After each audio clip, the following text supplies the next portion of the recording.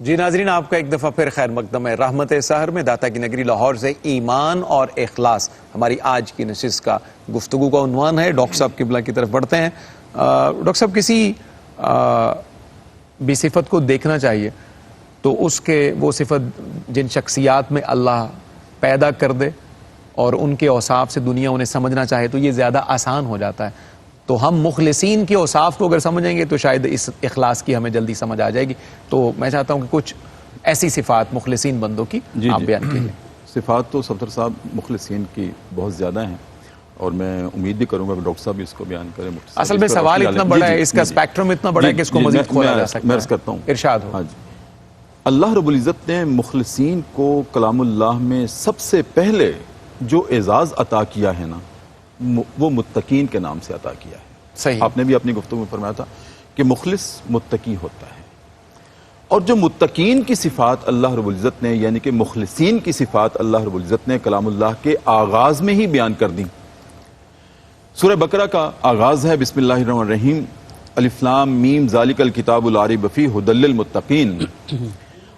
اب یہ ارشاد فرما کر کہ الف لام میم یہ کتاب ہدایت ہے متقین کے لیے، کلام اللہ ہے، منزل من اللہ ہے، اس میں کوئی شک نہیں ہے، اور متقین کے لیے ہدایت ہے۔ اب متقین یا مخلصین کون ہوتے ہیں، اس کا آغاز کلام اللہ نے ہی خود ہی سمری کے طور پہ پیش کر دیا۔ الذین یؤمنون بالغیب، اللہ اکبر۔ سب سے پہلے وہ غیب پر ایمان لاتے ہیں، درست، اللہ کی ذات پر ایمان لاتے ہیں۔ اب غیب کسے کہتے ہیں کہ جو ذات، جو چیز ہمارے حواس سے ماورا ہو، وہ غیب ہے۔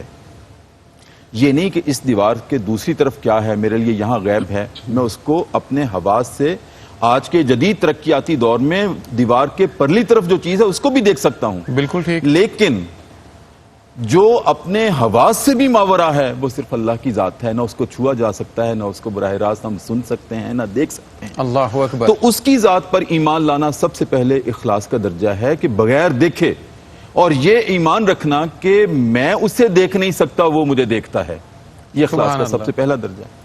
اور اس کے بعد جو کلام اللہ نے متقین کی اور مخلصین کی صفات بیان کرتے ہوئے سب سے پہلے وہ غیب پر ایمان لاتے ہیں، وَيُقِيمُونَ الصَّلَاةَ، اور پھر وہ نماز قائم کرتے ہیں، ماشاءاللہ ماشاءاللہ، وَمِمَّا رَزَقْنَاهُمْ يُنْفِقُونَ، اور پھر وہ ہمارے دیے ہوئے رزق میں سے خرچ کرتے ہیں۔ درست۔ یہاں کیٹیگوریکلی اللہ رب العزت نے ایک بات بیان کی ہے کہ وہ اپنے مال میں سے نہیں، ہمارے دیے ہوئے مال میں سے خرچ کرتے ہیں۔ بہت اچھا۔ عام طور پہ انسان یہ خیال کرتا ہے کہ یہ مال میرا ہے، اور اگر کوئی میرے قرب و جوار میں اگر کوئی بیوہ ہے تو ہم پتھر دلی کے احساس کے ساتھ یہ سوچتے ہیں کہ اس کے خامند کو چاہیے تھے نا کہ اس کے لیے کچھ چھوڑ کے مرتا، بیوہ ہے تو رہے بیوہ۔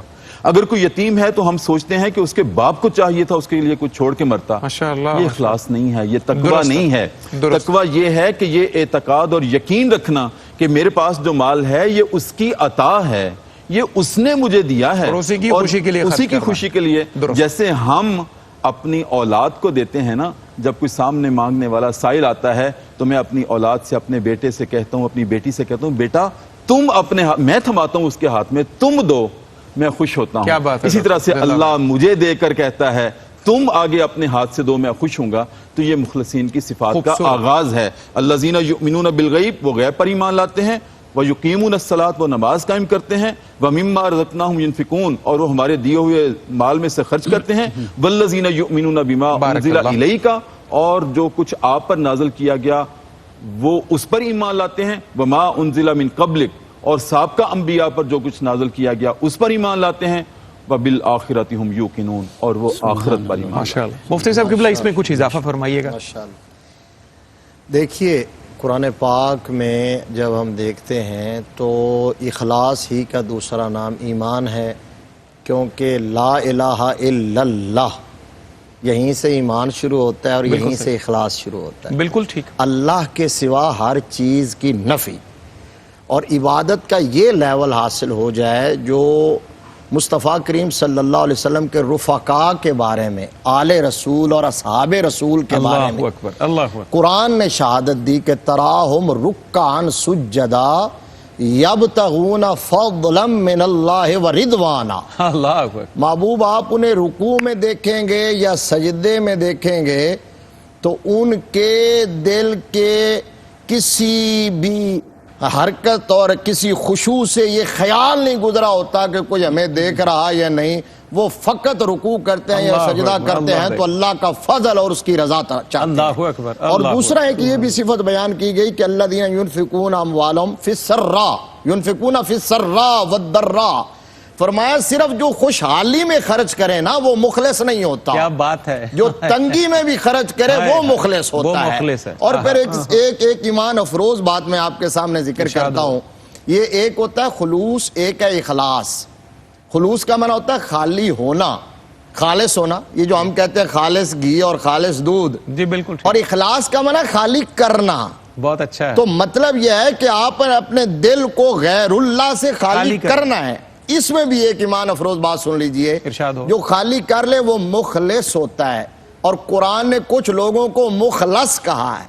شاہ صاحب اللہ عبادک منہم المخلصین. فرمایا ایک ہیں جو اخلاص کی دولت پیدا کر رہے ہیں اور ایک وہ ہیں جن کو رب خالص کر لیتا ہے اپنے لیے. وہ جو آپ نے اپنے انٹرو میں ایک جملہ کہا تھا کہ یہ خاصوں کو ملتا ہے، یہ خاصوں کو یہ زیور ملتا ہے، وہ جن کو رب اپنے لیے خالص کر لیتا ہے. اور پھر اس پس منظر میں وہ بیان کیا گیا ہے کہ کہا ابلیس نے جب یہ کہا تھا کہ میں نے گمراہ کر کے چھوڑوں گا، میں آگے پیچھے دائیں بائیں سے آؤں گا، میں نہ شکرہ بنا کے چھوڑوں گا، تو میرے رب نے فرمایا باقی تو تیرے حملے کے شکار ہو جائیں گے. اللہ عبادک منہم المخلصین. جن کے اخلاص کو ہم قبول کر کے مخلص بنا چکے ہیں نا، وہ تیرے اس دام تزویر میں کبھی نہیں پھنسے. مفتی صاحب زندہ باد جناب، زندہ باد. شاہ جی قبلہ، مفتی صاحب نے کیا آسان کیا ہمارا سفر. ایک یہ ہے کہ جو خود اخلاص کی دولت پیدا کرے، ایک وہ ہے جن کو خود خالص بنا دے اور دنیا کے سامنے ان کو مشتہر بھی کر دے. چشم فلک نے آج تک آل رسول اور اصحاب رسول سے بڑھ کر ایسی ذوات مقدسہ نہیں دیکھی کہ جن کو اس درجہ اخلاص اللہ نے نصیب فرمایا ہو. میں چاہتا ہوں کہ ان مخلصین کے کچھ اوصاف بیان ہو تاکہ ہمارے سینے اور کھلیں. یہ 23ویں پارے میں سورہ صافات میں یہ صیغہ کئی دفعہ استعمال ہوا ہے. تو یہ انبیاء کرام کے لیے استعمال ہوا ہے، رسول اعظام کے لیے استعمال ہوا، اور جو مزاج شناس نبوت ہو جاتے ہیں میرا رب انہیں بھی مخلص قرار دیتا ہے. کیا کہیں جناب سیدنا صدیق اکبر مخلص تو آج بھی ہو سکتے ہیں، مخلص وہ تھے. حضرت سیدنا فاروق اعظم، جناب حضرت ذوالنورین مولا کائنات شیر خدا، جناب امام حسن اور حسین، جناب زہرا پاک، اور کل جن کا یوم گزرا ہے جناب خدیجہ الکبریٰ صدیقہ کبریٰ. تو یہ وہ ہستیاں ہیں جنہیں قرآن نے مخلصین کہا ہے، اور ان کے بارے میں کہا فَبِعِزَّتِكَ لَأُغْوِيَنَّهُمْ أَجْمَعِينَ إِلَّا عِبَادَكَ مِنْهُمُ الْمُخْلَصِينَ. تو انہیں نہیں گمراہ کر سکتا، تو انہیں نہیں ہٹا سکتا. انہیں علی اصغر بھی قربان کرنا پڑا تو یہ میرے رستے سے کبھی نہیں ہٹیں گے، یہ قائم رہیں، کیونکہ اللہ نے خود منتخب کر لیا نا. اللہ نے چند اوصاف میں عرض کرتا ہوں کہ دیکھیے مخلص کے اوصاف میں نہیں بیان کر سکتا، میں مخلص کی بات کر سکتا ہوں زیادہ سے زیادہ. مخلص کا سب سے پہلا وصف یہ ہے وہ ہر وقت اپنے آپ کو اللہ کی قربت میں محسوس کرتا ہے، تعلق باللہ اس کا مضبوط ہوتا ہے. وَلَقَدْ خَلَقْنَا الْإِنسَانَ وَنَعْلَمُ مَا تُوَسْوِسُ بِهِ نَفْسُهُ وَنَحْنُ أَقْرَبُ إِلَيْهِ مِنْ حَبْلِ الْوَرِيدِ. اور یہ جو مخلصین ہیں وہ من حبل الورید سے بھی زیادہ اللہ رب العزت کی ذات کو اپنے قریب محسوس کرتے ہیں. اور جب اتنا قریب محسوس کیا جائے تو پھر ہر سجدے میں وہ نظر آتا ہے، ہر رکوع میں وہ نظر آتا ہے. پھر ایک ایک سجدہ ساری رات کی لمبائی میں لے جاتا ہے، اور انسان اپنی جبین نیاز کو اللہ کی بارگاہ سے اٹھانا نہیں چاہتا، کیونکہ وہ لذتیں نصیب ہو رہی ہیں کہ جو انسان کو اپنے رب کی قربت سے نصیب ہوتی. دوسرا وصف جو قرآن عزیز نے بیان فرمایا وہ یہ ہے کہ جو مخلصین ہیں ان کا نفس پاک ہوتا ہے، صرف ظاہر کی بات نہیں، تزکیہ نفس ہوتا ہے. وہ الشمس وضحاها والقمر اذا طلاها والنهار اذا جلاها والليل اذا يغشاها والسماء وما بناها والارض وما طحاها والنفس وما سواها فالهمها فجورها وتقواها قد افلح من زكاها وقد خاب من دساها. تو قربت الہیہ سے یہ اخلاص کا سلسلہ شروع ہوتا ہے، پھر انسان کا نفس پاک ہوتا ہے. اور سب سے بڑی مخلصین کی علامت یہ ہے ہر وقت ان کے اپنے ہر عمل میں جواب دہی کا تصور ہوتا ہے. انہیں پتہ ہے میں نے ہر عمل کا اللہ کی بارگاہ میں جواب دینا ہے. وَمَن يَعْمَلْ مِثْقَالَ ذَرَّةٍ خَيْرًا يَرَهُ وَمَن يَعْمَلْ مِثْقَالَ ذَرَّةٍ شَرًّا يَرَهُ. اور اس آیت کریمہ پہ میں بات کو ختم کرتا ہوں. یہ اللہ نے تو مجرمین کے لیے بیان فرمائی ہے، لیکن مخلصین کے تقوی کا یہ عالم ہوتا ہے کہ وہ بھی ہر لمحہ اس آیت کو اپنے پیش نظر رکھتے ہیں. وَوُضِعَ الْكِتَابُ فَتَرَى الْمُجْرِمِينَ مُشْفِقِينَ مِمَّا فِيهِ وَيَقُولُونَ يَا وَيْلَتَنَا مَا لِهَذَا الْكِتَابِ لَا يُغَادِرُ صَغِيرَةً وَلَا كَبِيرَةً إِلَّا أَحْصَاهَا وَوَجَدُوا مَا عَمِلُوا حَاضِرًا. تو یہ تزکیہ نفس اور تعلق باللہ کا سلسلہ ہے جو انسان کو اخلاص کی منزل تک پہنچا دے. سبحان اللہ سبحان اللہ. مکرم ناظرین، یہ مخلصین کے اوصاف ہیں، اور تو ہماری کیفیت یہ ہیں کہ جو بیان سے باہر ہیں، اور جب ذکر ہو مخلصین کے آقا کا جن کے قدموں سے ساری اخلاص کی دولت ان ذوات قدسیہ تک پہنچی ہے، تو پھر ہمارے قلب و روح کا عالم کیا ہوگا. آئیے مخلصین کے آقا صلی اللہ علیہ وآلہ وسلم کا ذکر خیرنات کی صورت میں کرتے ہیں. حافظ احمد رضا قادری. جی احمد بھائی. اندھیرے میں دل کے چراغ محبت، اندھیرے میں دل کے چراغ محبت، یہ کس نے جلایا سویرے سویرے، لیا جب سے میں نے یہ نام محمد، لیا جب سے میں نے یہ نام محمد، بڑا لطف آیا سویرے سویرے. کہ شاہ صاحب ماشاءاللہ گفتگو فرماتے ہیں تو آل اطہار اور صحابہ کرام جیسا صدیق اکبر کے ذکر سے انہوں نے آغاز کیا. نمازیں پڑھے جا، اذانیں دیے جا، صبح و شام سجدوں پہ سجدے کیے جا، نمازیں پڑھے جا، اذانیں دیے جا، صبح و شام سجدوں پہ سجدے کیے جا. یاد رکھو نمازیں اسی کی، وہ سجدے اسی کے، جسے پنجتن کا گھرانہ ملا ہے. نمازیں اسی کی، اذانیں اسی کی، جسے پنجتن کا گھرانہ ملا ہے. اور ذرا ردیف دیکھیے گا صفدر بھائی. بسم اللہ بسم اللہ. وہ روزے کا منظر، وہ محراب و منبر، وہ جنت کی کیاری بڑی پیاری پیاری.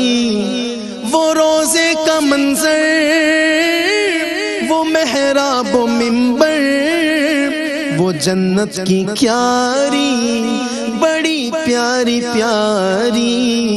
جہاں پر لگی میرے آقا کی تلیاں، جہاں پر لگی میرے آقا کی تلیاں، وہ گلیاں ہمیں بھی دکھا جلدی جلدی. مدینے کے جلوے، مدینے کی راتیں، ہمیں بھی خدایا دکھا جلدی جلدی. ہے جس سے محبت میرے مصطفیٰ کو، جو چاہتا ہے خود بھی حبیب خدا کو. ہے جس سے محبت میرے مصطفیٰ کو، جو چاہتا ہے خود بھی حبیب خدا کو.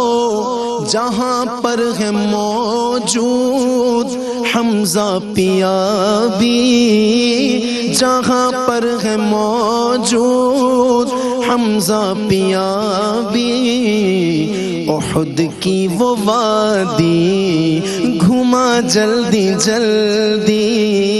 مدینے کے جلوے، مدینے کی راتیں، ہمیں بھی خدایا دکھا جلدی جلدی.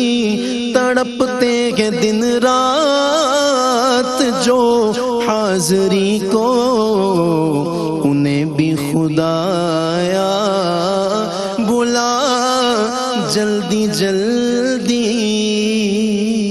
سبحان اللہ. مدینہ پاک کا ذکر ہے اور قافلے اب عشاق کے رواں دواں ہیں.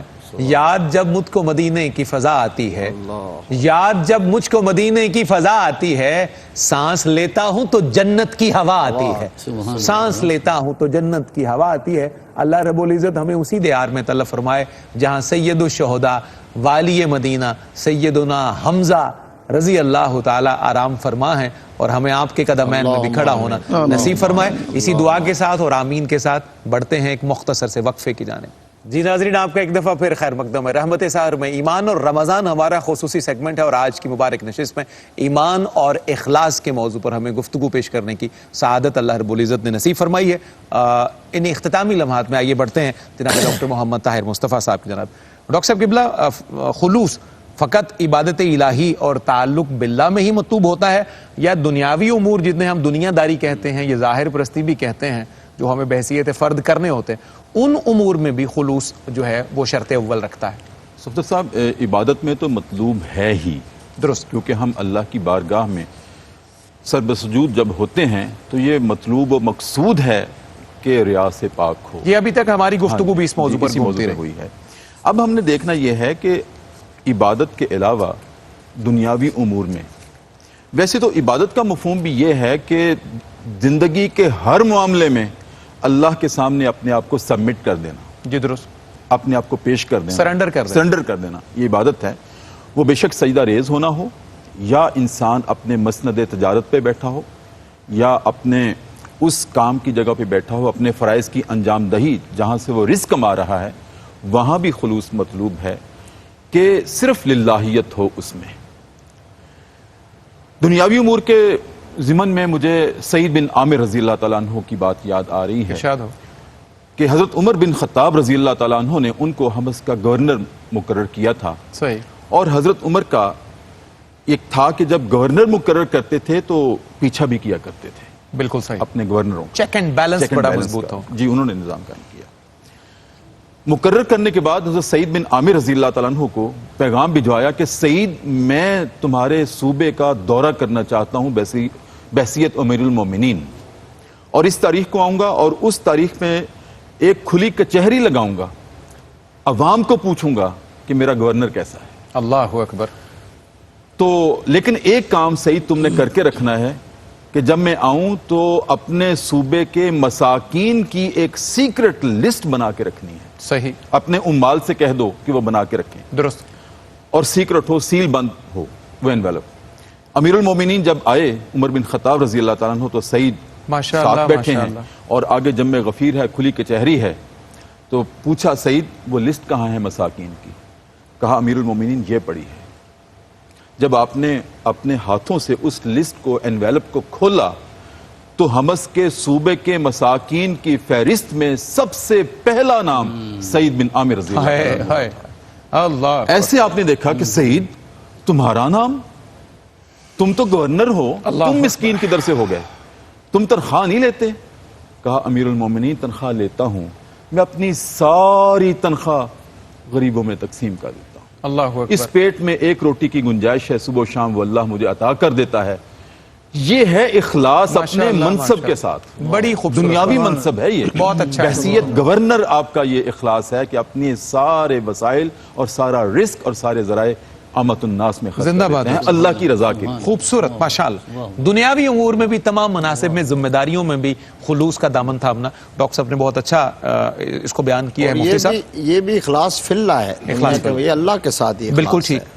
انسان کیونکہ فوائد کی تلاش میں رہتا ہے, وہ بینیفٹس کی بات سنے تو جلدی سمجھتا ہے مفتی صاحب. تو خلوص کے دنیا میں, دین میں جو فوائد ہیں, ثمرات ہیں, یہ چند نکات کی صورت میں آپ اس کو ارشاد کر دیجیے. سب سے پہلا اخلاص تو یہ ہے کہ جس کے لیے آپ مخلص ہوتے ہیں وہ آپ کو مخلص بنا لیتا ہے.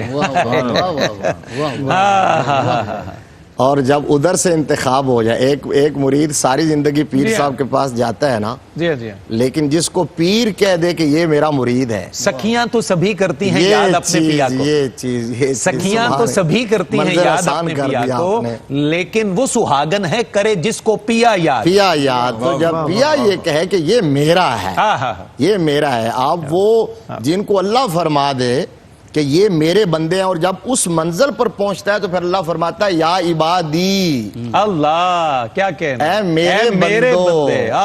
تو جب میرے بندوں کا مجدہ جہاں فضا آ گیا تو سب سے پہلا انعام تو یہ مل گیا ہے۔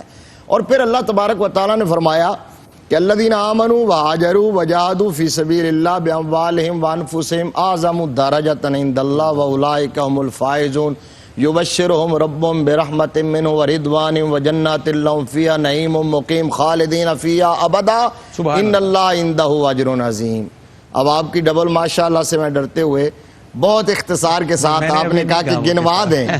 اچھا وہ گنوا یوں دیں، اللہ نے 7 انعامات کا ذکر کیا جو اخلاص کی دولت رکھتے ہیں۔ 7 پہلا اولئک اعظم درجۃ عند اللہ، ان کا درجہ اللہ کی بارگاہ میں بہت بلند ہو جاتا ہے۔ واولئک هم الفائزون، وہ کامیاب ہیں۔ کیا بات ہے، یبشرہم ربہم برحمہ، اللہ رحمت کی بشارت دیتا ہے۔ کیا بات ہے، ورضوان اپنی رضا کا بھی اعلان کرتا ہے، وجنات اور جنات کا بھی اعلان کرتا ہے۔ لہم فیہا نعیم و مقیم، چھٹا یہ ہے تو جنات کے اندر ان کے لیے ابدی سرمدی نعمتیں ہوں گی۔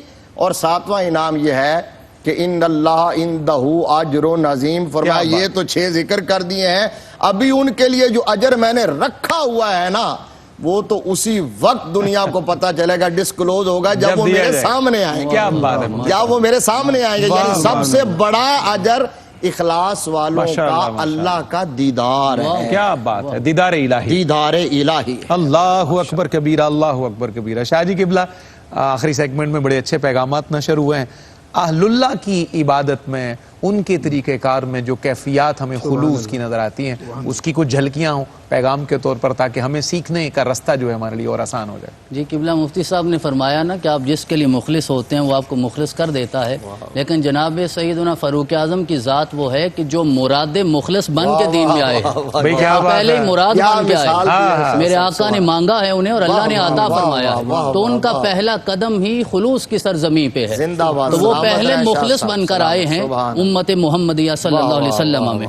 اب میں عبادت کے حوالے سے حضرت سیدنا امام سجاد جناب امام زین العابدین علی بن حسین چھوٹے علی کا نظریہ عبادت عرض کرنا چاہتا ہوں، جن پر عبادت ناز کرتی ہے۔ بڑے علی کا نظریہ عبادت ہم بیان نہیں کر سکتے، جو عبادتوں کا ذہن ہے۔ دیکھیے امام سجاد امام زین العابدین، کسی خاندان میں کوئی سجدہ کرنے والا نہ ہو اور آپ ساجد ہو جائیں وہ کوئی کمال نہیں ہے۔ جہاں علی بھی ہوں، جہاں فاطمہ بھی ہوں، جہاں حسن بھی ہوں، جہاں حسین بھی ہوں، وہاں سجاد آپ قرار پائے، زین العابدین قرار پائے۔ آخر وہ نظریہ عبادت کیا ہے؟ خالص عبادت سجاد بن جائیں، جی سجاد بن گئے ہیں اور زین العابدین بن گئے ہیں۔ برود محشر بھی آپ کو زین العابدین کے لقب سے یاد کیا جائے گا۔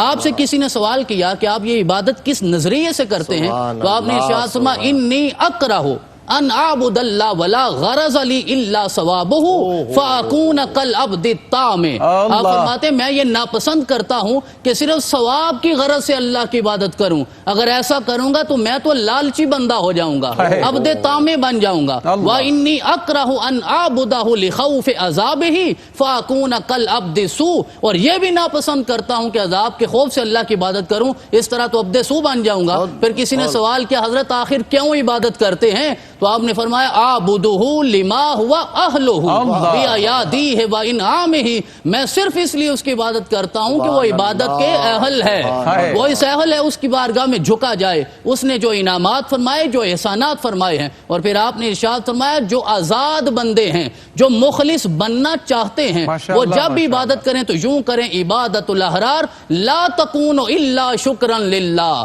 ولا خوفا ولا رغبتا، رغبت اور خوف سے نہیں، صرف اللہ کی بارگاہ میں شکر ادا کرنے کے لیے عبادت کرنی چاہیے۔ یہ وہ نظریہ عبادت ہے جو انسان کو مخلص سے پھر مخلص بنا دیتا ہے۔ کیا کہنے ڈاکٹر صاحب، سبحان اللہ سبحان اللہ، کیا خوبصورت سمم کیا ہے جناب ڈاکٹر حامد فاروق شاہ صاحب بخاری نے۔ اللہ آپ کی توفیقات میں اضافہ فرمائے، آپ کا شکر گزار بھی، ڈاکٹر صاحب قبلہ آپ کا بھی شکر گزار، مفتی صاحب قبلہ خوبصورت پیغام نشر کیے، بھائی احمد رضا قادری آپ نے بہت اچھے نغمات مصطفیٰ پڑھے ہیں۔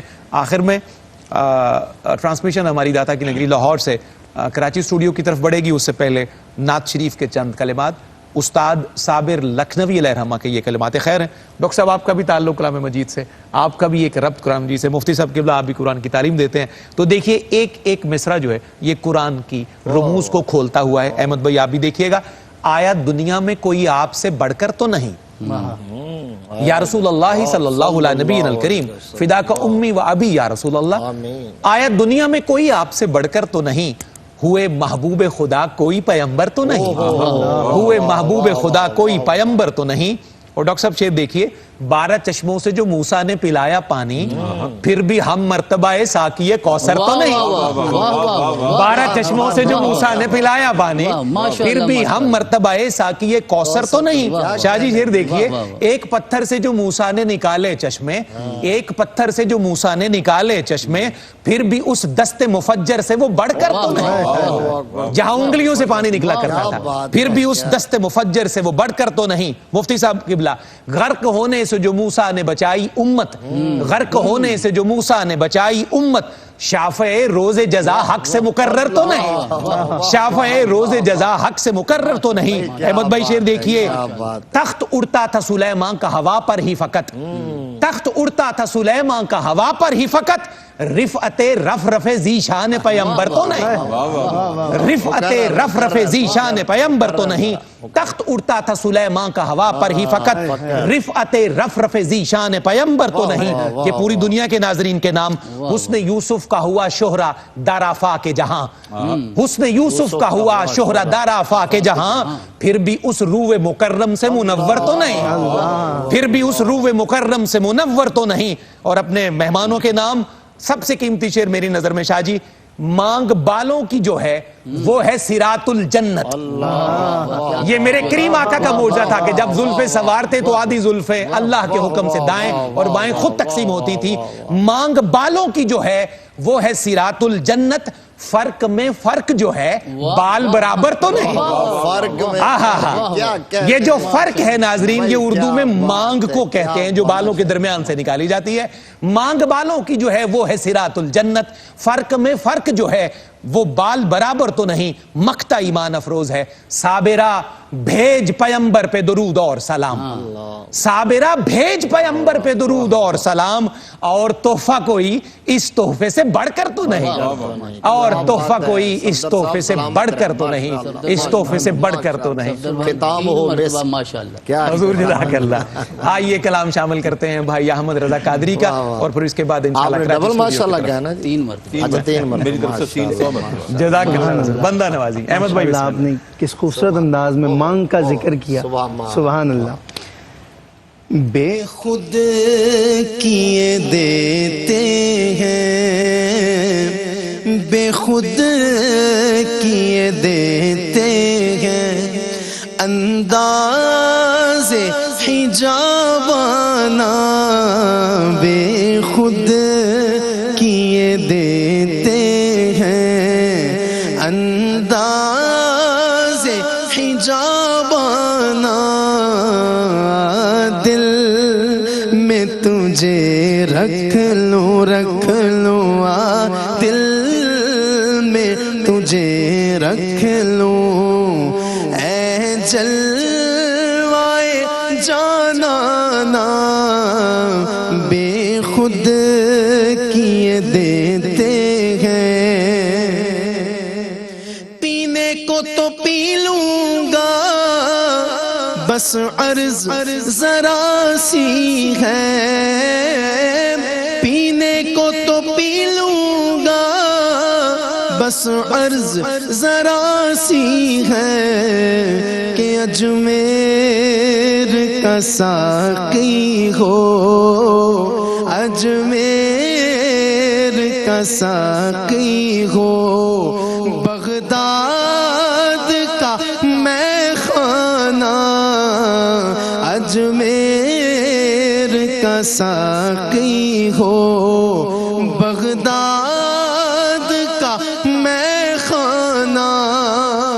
دنیا میں مجھے تم نے جب اپنا بنایا ہے, دنیا میں مجھے تم نے جب اپنا بنایا ہے, تو محشر میں بھی کہہ دینا یہ ہے میرا دیوانہ, محشر میں بھی کہہ دینا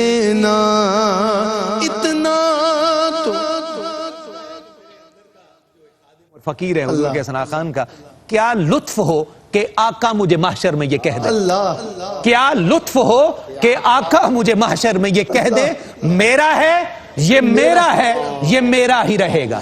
दुनिया में मुझे तुमने जब अपना बनाया है तो महशर में भी कह देना ये है मेरा दीवाना, इतना तो करम करना ऐ चश्मे करीमाना, इतना तो करम करना ऐ चश्मे करीमाना कि जब जान लबों पर हो, जब जान लबों पर हो तुम सामने आ जाना, जब जान लबों पर हो, जब जान लबों पर हो तुम सामने आ जाना, बेखुद किए देते हैं। मैं होशो हवास अपने इस बात पे खो बैठा, मैं होशो हवास अपने इस बात पे खो बैठा, जब हंस के कहा तुमने ये आया लो आया मेरा दीवाना, बेदम मेरी किस्मत में टुकड़े हैं इसी दर के, छूटा है न छूटेगा, छूटा है न छूटेगा, संगे दरे जाना ना आ दिल में तुझे